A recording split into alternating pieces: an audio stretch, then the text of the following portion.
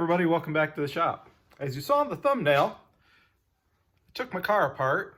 You notice the front end there, it's kind of torn all apart. A buddy of mine, Chris Wozniak, who owns WAF Racing, WAF Racing.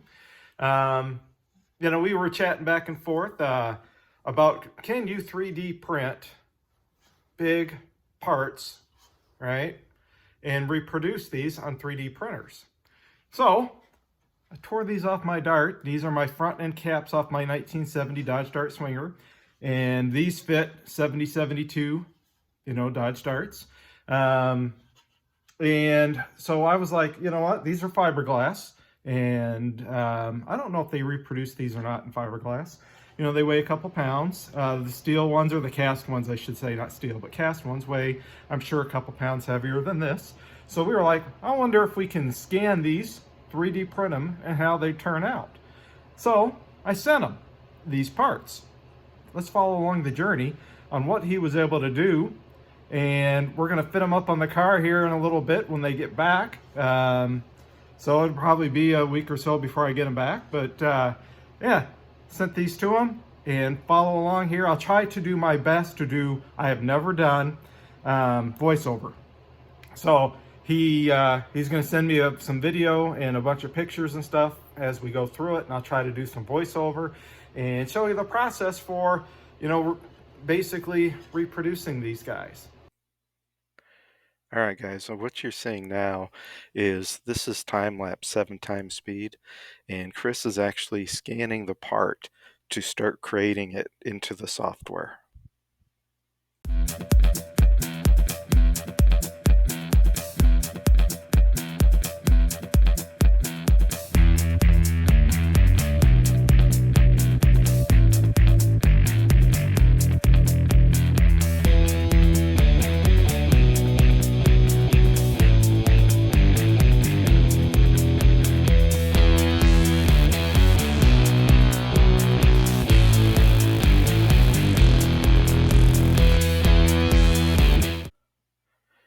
The next few pictures, what you'll see is the completed scan part, as well as how Chris can fix imperfections in the parts.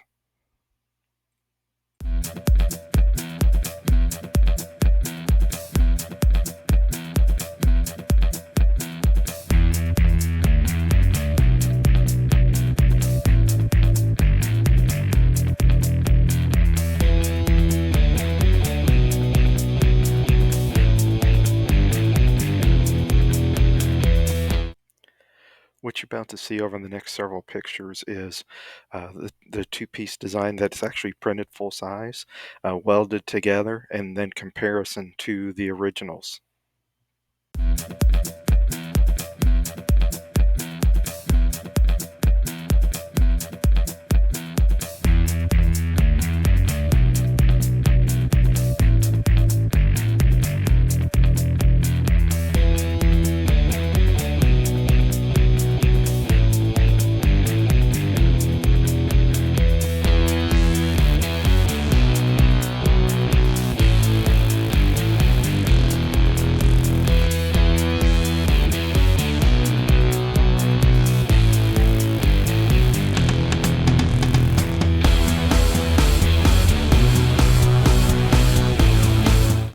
Hey guys, so it actually took a little longer to get these parts back than Chris and I thought.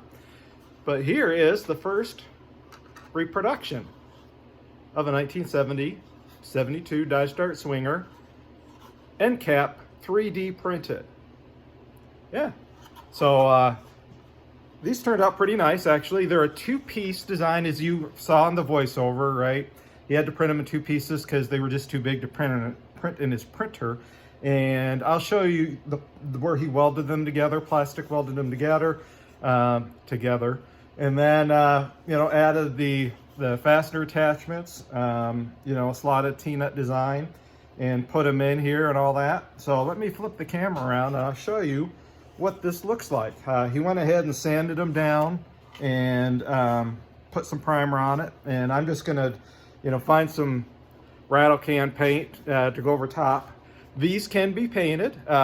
If he prints them in either ABS or I think I mentioned in the video ABS, or a nylon carbon fiber material, then they'll withstand the elements. You can probably need to use an adhesion promoter over top of it, and then you can prime over top and then paint over top of it.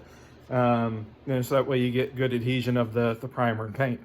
But let me flip the camera out and I'll show you, the part here. And then we'll bolt a pair of them on. Granted, they'll just be in primer, but we'll bolt them on just so we can see what these things look like and the fit up of them look like. So you can see, the primer versus my black car. What the gap and alignment looks like, so that way, being if I paint these black to match, you may not be able to see, the gaps and stuff. So anyway, let me flip the camera around and show you kind of what we got. All right, guys, so here it is. You can see right there, here's where he welded the two pieces together. You can see here as well where he welded it together. So again, this is a two-piece design. I'm not sure if he used this one in a carbon fiber or ABS material. The other one is kind of gold, so I think the other one is maybe PLA just for quick printing.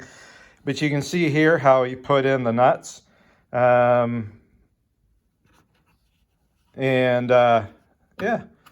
so here is the fasteners that we'll use, and then we can put some nuts over top, just some 1/4 inch, looks like square nut or some T-nut that he put in.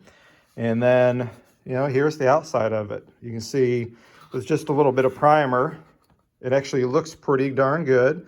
I think if you were to do a little high film build primer and sand it nice and top coat it, it would work well. And then for those of you that have, I believe, the chrome trim that goes on the inside here, you can see here is the mounting locations as well for those trim pieces, if you have those inside trim. So you can still fasten those in there. So yeah, this turned out pretty darn nice, as you can see. And by the way, these weigh almost a pound less than my fiberglass ones. So these are actually lighter than my fiberglass. And that's why I was saying, if you have the cast ones, and I don't know how much a cast one weighs, unfortunately, I don't have one. But I'm guessing a cast one is maybe 4 to 5 pounds, because my fiberglass ones are about 2 pounds roughly. And, so if you have one that's 4 or 5 pounds, you could take, with a pair of these, you could reduce your weight by probably 6 pounds off the nose, going with a pair of these. So anyway, here is an alternative, to trying to find, used beat up fiberglass ones on eBay, having to try and make them work and everything. You can get a pair of 3D printed ones, sand them up, like I said, probably put, like a bulldog promoting adhesion primer. And then primer it, sand it down, and then top coat it with your color. So anyway, let me go ahead and fit these on, and we'll see what the fitment looks like on the car here. All right, guys. So here it is, bolted on. And you can see, to the fender, she fits pretty nice and tight. She lines up well up here, right, to the fender up top. Contour to the body here, you can see nice contour to the body, nice tight fit to the side, right, all the way down. So this part turned out really nice. As you can see, it has a real nice fitment to it as well. So I just put in 2 bolts, I think one here and here, just to kind of hold it in, just to see what it looked like for fitment. And boy, it sure does a nice job, fitting up to the body line. It's just a hair off down here, right? And that could be the sheet metal stamping. But, from this contour here, it is really, really nice and looks really good. So, yeah, that looks pretty darn cool. So this 3D printing, guys, is definitely a viable option. I don't mind all the dust and fingerprints all over the car, guys, but you can see, get this one on and painted. This is just rattle canned, so as close as I could get it to match. And then you come over here to the passenger side. You can see we also have a nice good fit here as well, going down the side.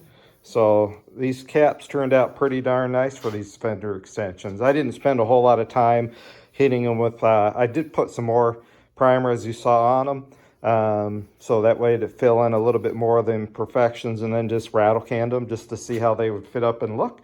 So I'm gonna see Chris here in a few weeks at an event so he can see his handiwork, you know, in person. So guys, that kind of wraps up this video. Hopefully you kind of liked, you know, some of the things you can do with 3D printing. And if you're interested in, you know, or have an idea, you can reach out to Chris at WAF Racing, WAF Racing. I'll put a link in the description. I believe he's got a website out there and with his contact information and all that. So I will pop that into the description. So anyway, guys, there's a lot of cool things you can do with 3D printing. I've done a couple of other things that I printed, but nothing to this big or extreme, if you will. I've got some ideas that I want to try coming up with and printing. I do have a 3D printer. So anyway, we'll see you guys on some future uploads, and hope you guys enjoyed this video, and reach out to Chris if you've got you know, something maybe you think could go into production and benefit everyone. So anyway, we'll talk to you guys in a future video. Thanks again for watching.